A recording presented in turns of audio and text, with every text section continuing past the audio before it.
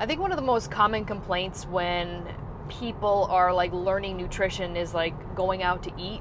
So, and I struggle with that myself. So I figured I'd actually take you guys out to eat and show you like what type of stuff that I order. I think it'll be just a little bit more helpful instead of me doing just like a regular YouTube video of kind of like a more, instructional approach. But I'm actually going to one of my favorite restaurants called Flower Child. I'm really picky with the type of restaurants that I go to on a regular basis. Now, a lot of the times, when I go out to eat, I try to pick places that I'm usually familiar with, places that are known for healthier options. And when I choose these things, I tend to choose things that like are very plain in a sense, or things that I can like customize. And you'll see like when I order, that's like a big thing that I make sure that I can do when I'm at a restaurant. I tend to avoid a lot of, I don't know, I mean, it depends. I tend to avoid a lot of like mom and pop shops on a regular basis.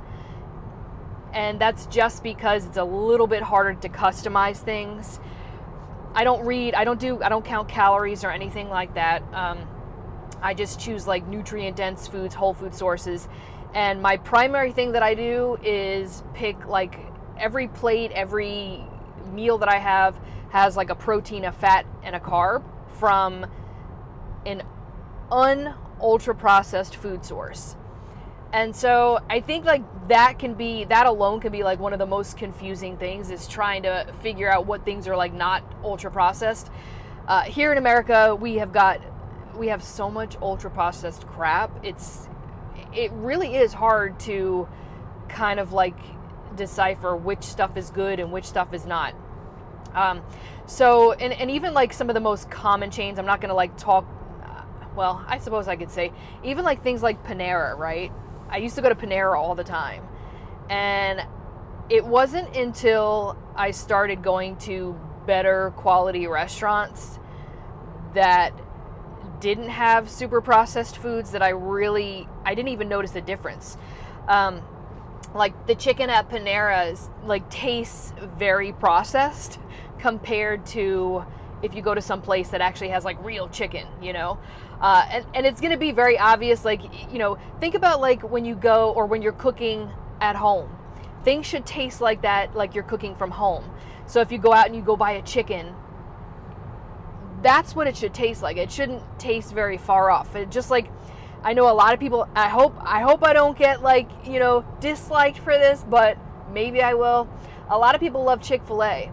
And Chick-fil-A is, first of all, like I've never really been a fan of Chick-fil-A.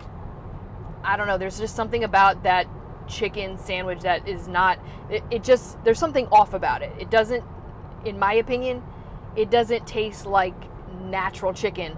And then come to find out, if you look at the ingredients, which is another thing that's like super important, the ingredients, it's not just freaking chicken. Like it's so many other things. And so that's like one of the telltale signs, like when you are eating, when you're trying to figure out like what is, whole food sources or what are natural food sources, look at the ingredient list. That's going to be like the telltale sign. So things like chicken, right? Chicken should just have things that in the ingredient list, or just anything in general, whatever you're eating, it should have just the stuff that you can, for the most part, pronounce, most of us, right? And then stuff that you could get at the grocery store to make yourself. That is going to be ultimately what you want to look out for. So if there's any, and this is how you determine if it's an ultra processed food. So if it has like one or more of the following of these, then it is considered ultra processed. So if it has preservatives in it, if it has any like artificial sweeteners, if it has any type of like food coloring, if it has any type of like natural, so artificial and natural flavors are they're really not natural. They're actually made in a lab, and they have to alter them in a chemical state. So they're not really natural, which is why this is very common. So this is very common in like protein powders. They say that it's naturally flavored, but then if you look on the back, there's a reason why they say vanilla flavor versus vanilla extract, because they can't claim it's an actual like orange zest or vanilla extract or whatever if it's not really the actual thing. So that's a sign right there. If it has any one of those, it is considered ultra processed. And I don't know if I think I said preservatives, but that would definitely be one of them. So look for things that have simple ingredients. I always say to like the more simple it is, the better. And that's kind of like my rule of thumb. That's pretty much like my guideline. And once you think about it, it really kind of makes it a little bit more simpler and less complicated. And that's like one of the things I'm huge into is simplifying things. I don't like to complicate my life. I like to make things as easy as possible. It's the same way I like to like make my foods, make my meals when I'm at home. And I know we're going out to eat, so I do want to give you guys some guidelines and some tips when we're there. And I'll show you everything that I'm eating too. But definitely really important to limit anything processed. And I think like another thing too is the confusion on like what is considered processed and what's not considered processed. So there are actually different categories for processed foods, right? There's actually going to be something called like minimally processed, and a lot of people don't really know this. So minimally processed can actually be a part of a very healthy diet, right? Minimally processed foods could be like ground up meat. So if you buy like ground meats, right, that's considered a processed. Even like chopped nuts or roasted nuts, they're processed, but they're not like bad. It's anything that's cut up, chopped, or changed from their altered state is considered a process. Like produce that you get like in a container that's maybe fresh, but they just chop it up and peel it for you, processed. Limited, right? But it's not bad for you. It's just considered some sort of a process. Now, when you get into things that like alter their natural state to where it's not the same thing, it doesn't look like the same thing, is like, let's say breads, okay? You could have like, I'm gonna name Ezekiel bread, right? Ezekiel bread is a good bread to have if you're looking at cleaning up your diet and you still want bread, right? And you don't make it yourself. It contains whole grains. They don't have any preservatives. They don't have any chemicals. They don't have any food dyes. They don't have any natural and synthetic, flavorings and stuff like that, right? So that's considered what they call processed. So it's kind of like a step up. It's like ground flour. Sometimes it has some whole grains in it, but they don't have like the chemicals and the preservatives that ultra processed foods have, right? So that would be considered processed. And then you've got things called processed culinary ingredients. And those are things that you would like cook with that are not necessarily bad, like olive oil. It's not in the form of olives, right? You're not eating the actual olive, but they processed it and they made olive oil. That's fine. Vinegar. Vinegar is another processed culinary ingredient. Any type of flours that you cook with. So flours, sugars, those are all considered processed culinary ingredients. Condiments, depending on what's in them, you got to be careful because some of them can have like those items in it that I told you about that can be considered ultra processed, right? So definitely some things to look out for. And then you have like ultra processed, and that's the category that we discussed in the very beginning, where you have like all of those, any of those, one or more of the following, the food dyes, the coloring, so those are a lot of things to look out for. And another tip too is like when I go out to eat, I do like to, like, one of the tricks is, depending on if I'm trying to like lean down and stuff like that. So if I'm trying to lean down, I usually try to get in like a lot of veggies and a lot of like non-starchy veggies. So that would be leafy greens, cucumbers, peppers, radishes. I'm just thinking off like the top of my head. Green beans, broccoli, cabbage, all of those type of things, right? Those are considered your non-starchier type of veggies, right? And veggies, by the way, I think a lot of people, they don't realize that the veggies can actually be a part of like your carb source, and you can add more of them because they're less energy dense or less calorie dense, right? So, I don't really like to talk too much about the calories in foods because I honestly, it's not really something that we should be focusing on. That's a whole other subject right there. I actually teach people how to stop counting calories and to get lean and to meet those fitness goals without counting calories. There's a way to do it, and once you learn about like nutrition and stuff like that, and learn about like increasing your fiber and eating these whole food sources and healing the gut microbiome and having your body work for you instead of against you, it makes the whole process super easier. Like super easy. You can help your metabolism by means of like healing your gut microbiome. You can even make your body more efficient at burning fat, which is another topic too. I'll probably cover that at some point. But there's a lot of different things that we can do instead of having to be like a slave to counting calories, which is what I used to do for years.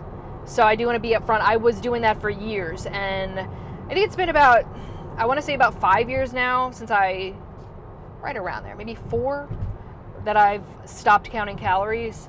I just got to a point where I was like literally just worn out from it. I was like, and then I looked back and I was like, do I want to continue doing this for the rest of my life? I felt like I was trapped. And I had been like, at that point, I was like cycling on and off of stopping and not stopping. I would be afraid that I would gain all this weight. And I just got to a point where I was like, I went on vacation and I enjoyed, like, I was at that point in my life where I was like, I'm just going to enjoy myself. I'm not going to count calories while I'm on vacation. And yeah, I was one of those people. And I was like, I'm not going to do it. I'm just literally going to let go. I'm still going to choose healthy options. And I might have a couple treats every now and then. And I'm going to enjoy myself. I'm going to listen to my body more. And like this magic thing happened, right? Not only did I just gravitate towards more nutrient dense foods, I was like, I felt like I was eating less just naturally. And it really helped me pay attention to my body. And I think back to all of the times where I was forcing myself to eat because I had to meet that calorie goal. And then I was forcing or preventing myself from eating on certain days when I was starving, when I was super hungry because I didn't want to go over my calorie goal. And I think about all those years that I put myself through that torture. And I'm like, I got to a point where I was like, I need to show other people this method because there's really something to this. And now I'm more in tune with my body, right? Literally changed my life. And I focus more on like the quality of food. And I do things a certain way where I do make sure that I'm getting enough protein. That is extremely important. And I also make sure that I'm getting enough fiber. And it's honestly super easy to do. A lot of people will tell you you're not going to be successful if you stop counting calories and you want to get in shape and you want to build muscle.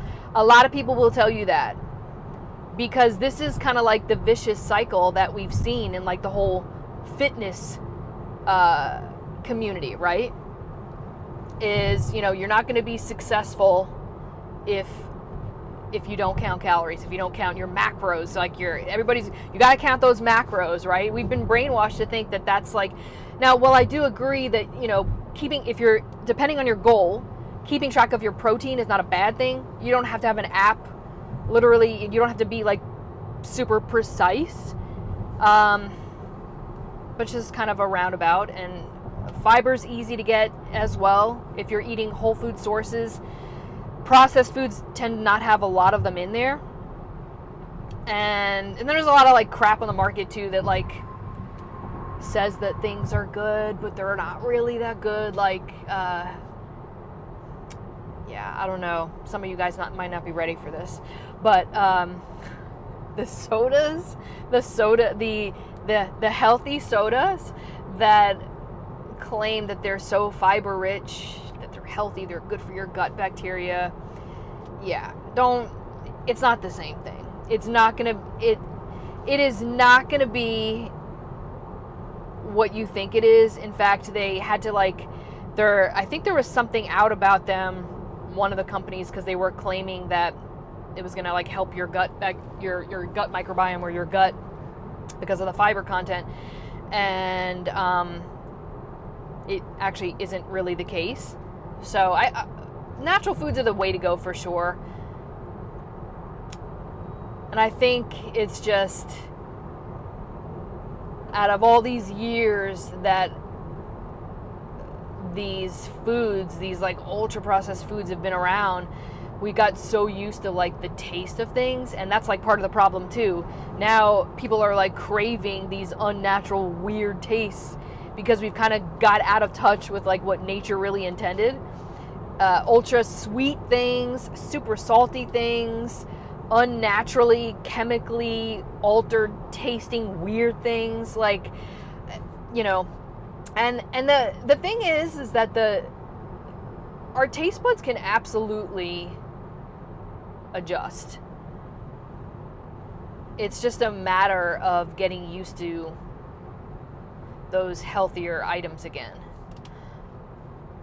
But we're actually almost at I think we're about 3.5 miles away from the location. And I'll show you guys. I'm trying to decide what I want. I don't know. Like, I'm probably going to get a salad.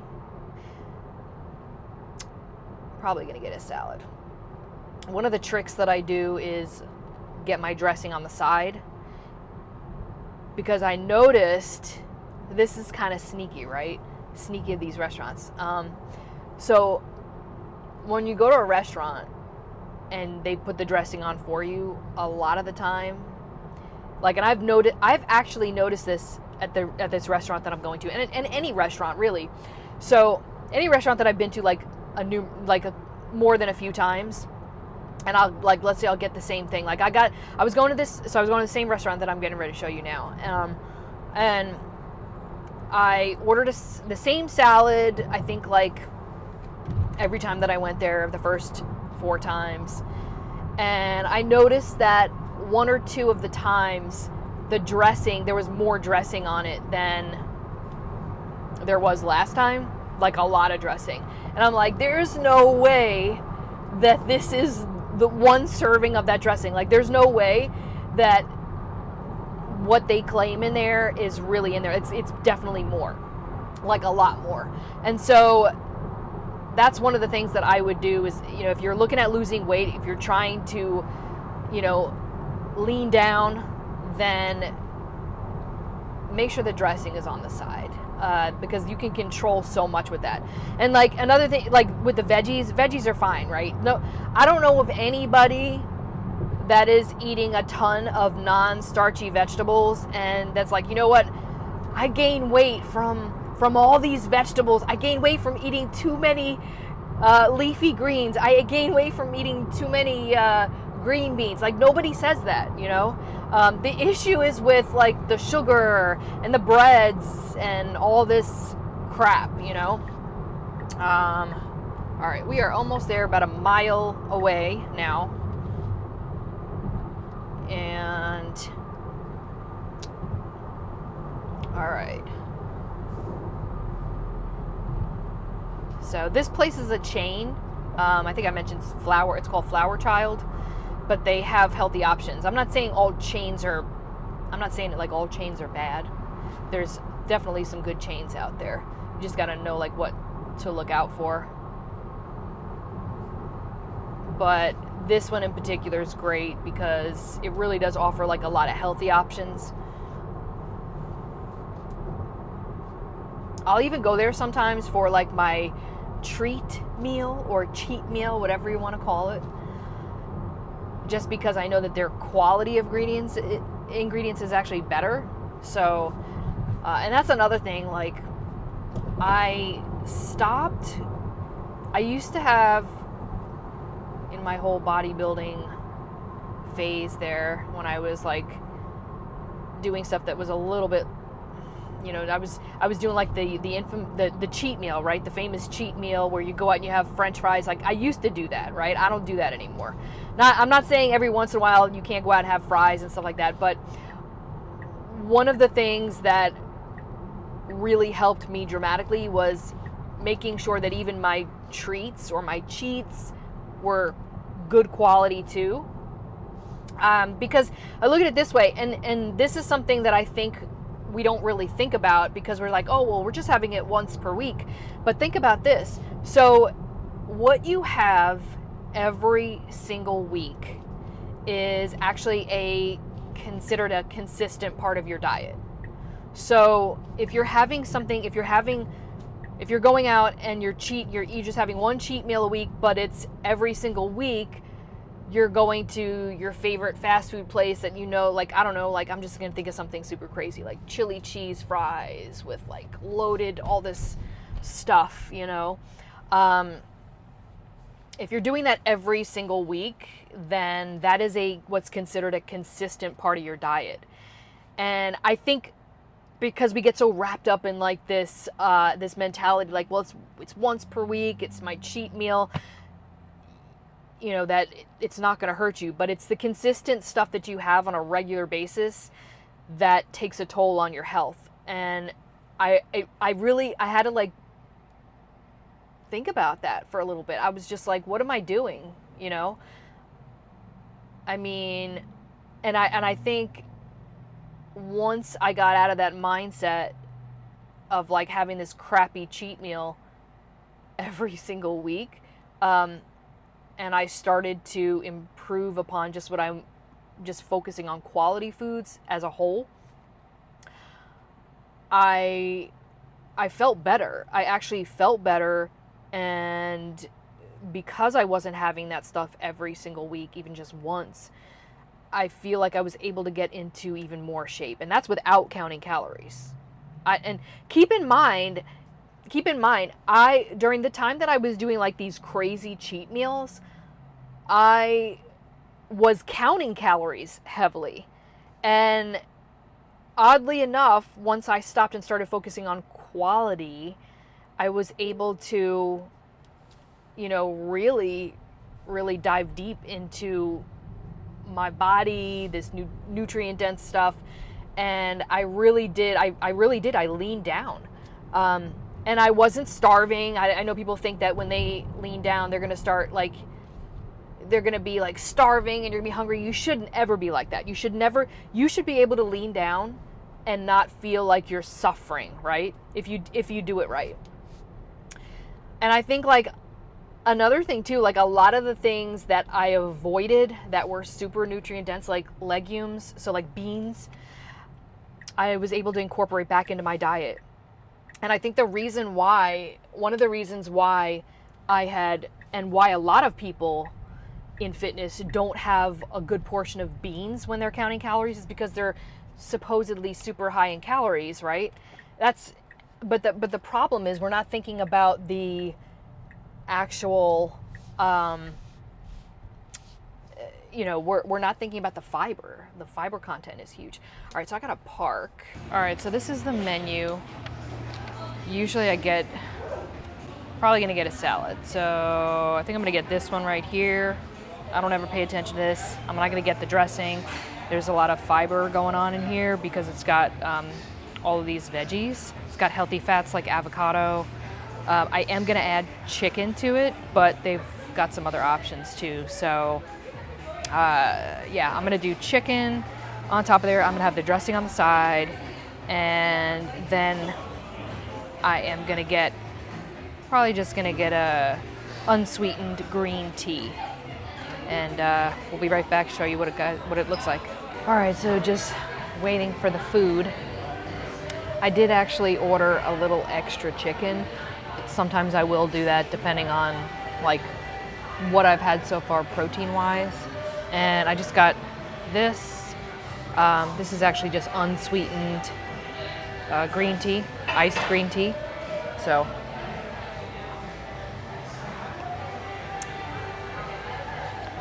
just waiting for the food. I do tend to eat lunch a little late, so I kind of like spread my meals out. It really just depends. I mean, I do have like snacks and stuff like that. So like what I'll do is like my workouts, first thing right after coffee, I will do a little bit of cardio. Then I'll eat my breakfast and then I'll do my weight training. So I did legs today. And then after that, get some stuff done around the house. I did have some, what did I have? I had some coffee with some collagen. I have only 2 cups a day. Nothing, I'm not like, I love my coffee, don't get me wrong, but I don't do, I'm not like crazy. I don't drink pots of coffee. So, yeah, so I didn't want you guys, like I showed you guys like what I was getting, but I think it's important to note, especially if you're looking at not paying attention or learning how to stop counting calories, focus on like what's in the dish. Lots of veggies. That's why salads are good, but you could easily just fill your plate up with veggies. There are some times where I come here and I will get, if I've had like a heavier workout or something like that, or if I've been doing a lot and I feel like I need a little bit more fuel, they have like these roasted sweet potato fries. So they don't fry them, they roast them, and I'll have those, and those will give me kind of like some extra energy, which are carbs. Carbs are a nice primary fuel for our bodies, so.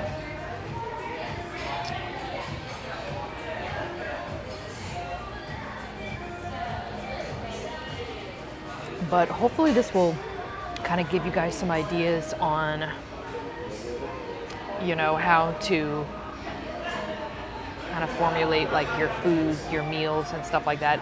I think we tend to make things a little bit complicated by, you know, and I don't know. Is it the media? Is it the media that makes things, that seems to make things like we have to make things so complicated?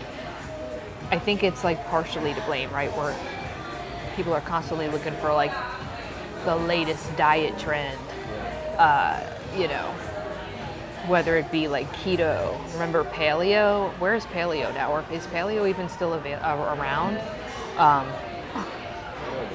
But like, I just think about like some of the crazy stuff out there. Like think about like paleo, right?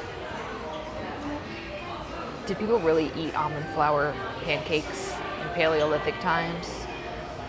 I don't think so. So, all right, well, we're just waiting for this food, and I'll show you guys what I have in just a sec. All right, here it is. Look how good that looks. Got the dressing on the side like I asked for. Got the chicken right here. And then I did order, well, I'm gonna actually split this with my husband. So I'm gonna do half of this on here. Half of the chicken, that's half. I think that's good enough. All right, so let me show you what we got going on here. This is kind of like the perfect balance of proteins, carbs, and fats. Every meal that you have, make sure, and that's anything, that's like snacks or whatever, I always recommend protein, fats, carbs. Get at least, okay, and this can always vary, depending on how many meals you have and meal frequencies, get at least 30 to 40 grams of protein per meal. And like I said, that can vary depending on your goals. I'll go into that in later detail in another one. This one was just more or less just kind of showing you guys what to look out for when you go to the restaurant. when you're trying to choose something healthy. Lots of veggies, so I've got lots of fiber going on here, lots of nutrients. And then I do have some healthy fats that is, yes, this has fats in it. I'm gonna use this sparingly though, the dressing. But the fats, look at these healthy fats right here. This is avocado. So avocado is a great vegan option. If you guys, if some of you are vegan out there, maybe you're doing a little soybean on here or edamame on here instead of chicken, you can do that too. That's perfectly fine. But yeah, so I got my protein. My veggies are gonna be considered, a lot of people don't realize this, but veggies can be considered your carb source if you bulk up on them. And so I've got a lot of nutrient dense veggies in here. I've got, let's see, what do I have in here? So I've got some mixed greens, right? I've got like some like a spring mix. I've also got some romaine in here. I have some of these radishes. I've got tomatoes. I've got cucumbers. I've got, these aren't green beans. These are snap peas, I think. Yep, snap peas. I said the avocado. I've got different colored carrots. Oh, sesame seeds. Those are also can be a fat source. It's just a sprinkling though, not too much of that. I think that's it that's on here. It's kind of like mixed in. Really good, but I'm gonna go ahead and eat. And I do wanna mention to you guys also, so I will be releasing a members only, I'm gonna be doing private live streams, and I will be doing some public ones too. But for those that are interested in leveling up and getting some like deep dive into like, you know, I'm gonna do cooking, I am gonna do information on nutrition, gut health, all that good stuff, how to eat healthy, just dive deep into all these subjects, everything like wellness. So take a look. I'll be launching these memberships available, should be available tonight, actually. And then in addition, free information will always be available on my newsletter. You can actually get that. I believe that's going to be, I'll actually put that link in the description of this video. So it's a free newsletter for my company called Blueprint 8, which is going to be launching. We're trying to launch either at the end of this month or like I would say latest August. So it's going to be a wellness platform with online courses, gut health, nutrition, cooking, all beginner friendly initially. It's going to be a private online community. It's going to be live webinars with me every single week.